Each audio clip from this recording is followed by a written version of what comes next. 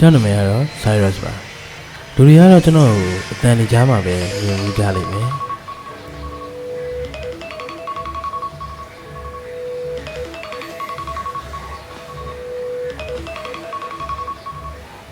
တကယ်တော့ကျွန်တော်ဟာဒီလိုအေးဆက်တိတ်ဆိတ်တဲ့နေ့ရက်တွေထဲမှာပဲရှင်သန်နေရတာပါတခါလေကြာရင်လေကျွန်တော်ရှာနေတဲ့အတန်တွေကကျွန်တော်ကိုပြန်ပြီးတော့လှောင်နေကြလို့ပဲပေါ့အစရှာမရအဆုံးသတ်မရနဲ့ပေါ့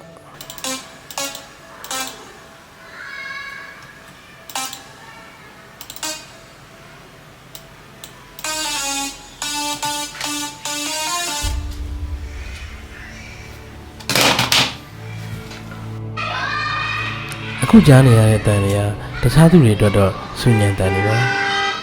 ပေမဲ့ကျွန်တော်တို့တော့ဒါကကမာကြီးကတီးပြနေတဲ့တခြင်းတစ်ပုဒ်ပါပဲ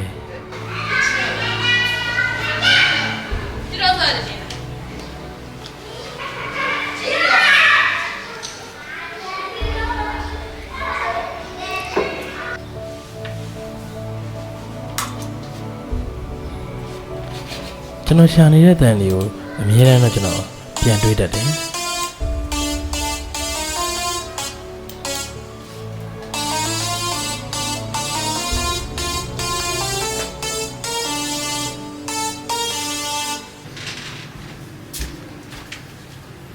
ကျွန်တော်စိတ်ထဲရှိနေတဲ့အရာတွေကိုခဏမေ့ထားပြီးဒီ mask ရဲ့အနောက်မှာတခြားလူတစ်ယောက်ဖြစ်ကျွန်တော်ဆက်ပြီးတော့သွားနေရအောင်ပါပဲ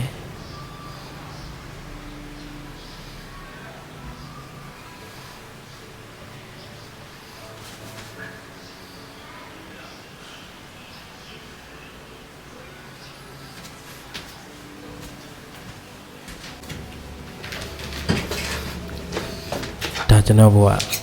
ဒါကျွန်တော်နေ့စဉ်လုပ်နေရတဲ့အလုပ်တွေပဲလက်ဖြန်လဲဒီလိုပဲပြန်စားရအောင်ပါ